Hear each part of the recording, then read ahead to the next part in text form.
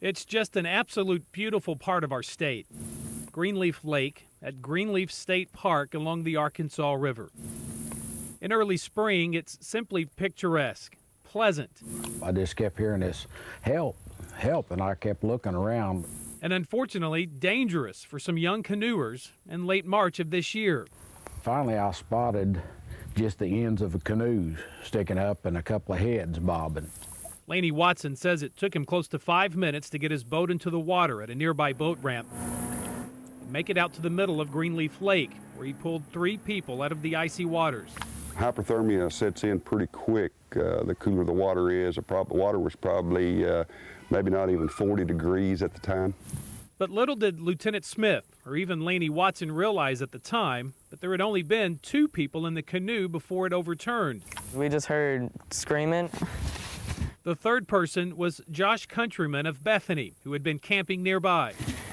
Now, Josh was nowhere near the waters when he first heard those screams for help. He says he was inside that screened-in porch.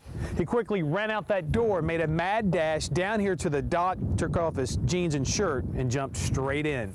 I just hit the water and started swimming as fast as I could right off of this bar. Josh didn't have time to consider the water temperature, Put my feet up here and dove in. I think it's the only thing that he could have done. or whether or not someone else had heard the young couple's screams for help. I didn't know he had jumped off the dock.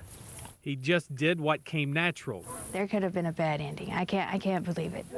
His proud mother, Tamara, nominated him for his role in saving 2 lives. The man, he pushed the girl towards me. He was like, I can't hold her up any longer, so I grabbed a hold of her. You see, as Josh held on to one life, he was giving another a chance to save himself.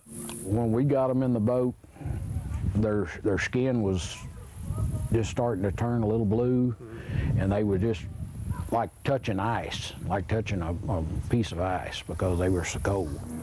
Minutes later, along came Laney and his boat, who pulled them all to safety just in the nick of time.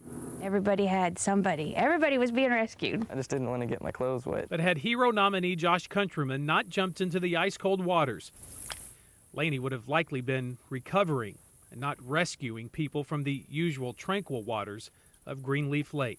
When you're in situations like that, a lot of times you don't think about what's smart and what's not smart. You do what you have to do.